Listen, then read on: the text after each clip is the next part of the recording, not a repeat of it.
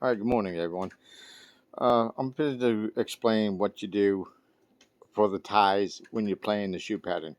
So first thing we're going to do is just get some results. We're just going to do this real quick. Okay, delete that one. Okay, those are your first 6 results. That is considered the shoe pattern. You will bet that pattern all the way across the board. Okay, that's number 1. Now let's say there's a tie in the first row. Okay, now what do? We don't have a complete pattern, but you can and you are supposed to start betting the shoe pattern.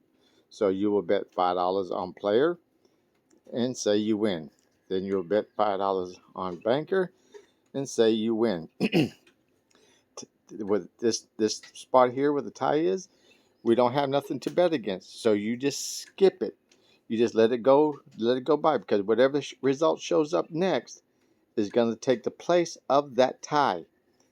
Okay, say it's player. So now your pattern is player, banker, banker, player. Now that is your shoe pattern. Okay, then you continue betting um, your hand. That's your shoe pattern. Okay, banker, player, banker. Okay, we're just doing this for simulation. I'm not worried about if you win or lose. I'm just saying that on the second row, third one down, that is a player. That takes the place of the tie. So you'll be betting on player, banker, player, banker, banker, player. Just say it turned out to be that way. But you see how the player now on row 2, by the tie is the player. So now we bet player, but we still kept the same pattern. We just changed that out. The tie becomes a player. Okay? And you continue betting. Now, let's say you're betting, and it's banker, and it's another tie. And then player, banker, player. Right? Just saying.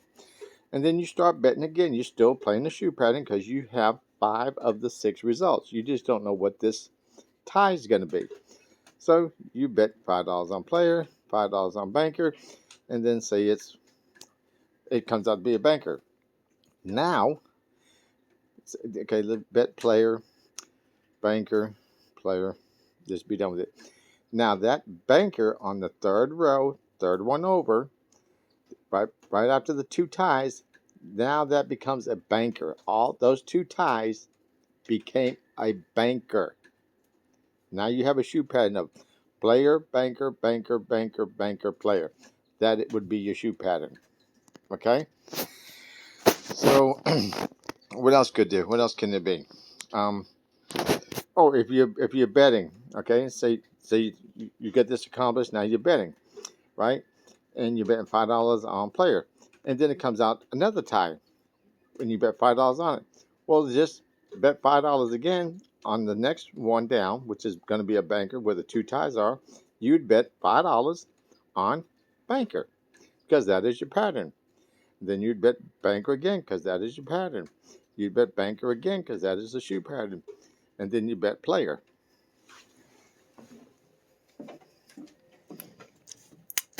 I hope I'm answering your questions that y'all asked me. So let's just recap.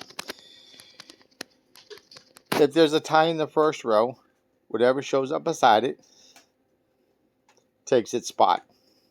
Okay?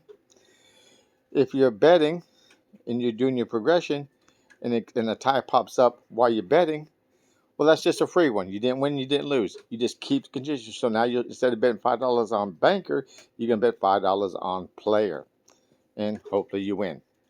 That's how you deal with the ties. Whatever follows, but it doesn't change the pattern. It's just a freebie.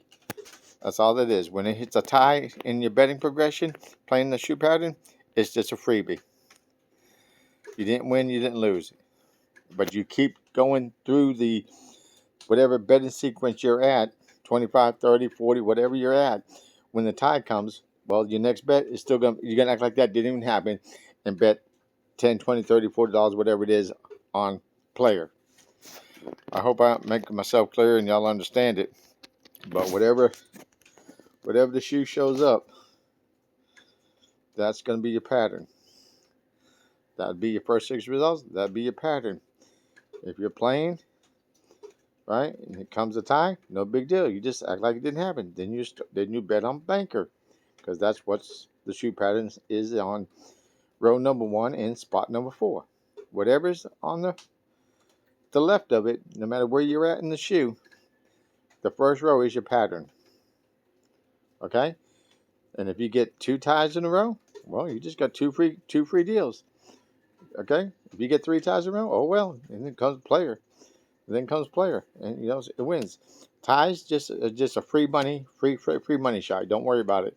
Just keep going with your betting progression at whatever level you were at when the tie showed up. I hope I make my saying this correctly. So, but if you have any other questions, feel free to ask me. But I think I pretty much summed it up right there. Any tie in the first row, whatever shows up beside it, takes its spot. If it's a tie again, whatever shows up next to it on the third row takes its spot. If a tie comes up anytime during your betting sequence after the first row, you just act like it didn't happen. Go to the next square box, whatever's to the right of it. If it's bank or player, then that's what you bet. You don't change it. Don't change the bet size. You just move down like just act like you won, and go down to the next one. But it's a tie, so you didn't lose no money. So whatever your bet was, you just bet that after the tie again. All right. If y'all have any questions, let me know.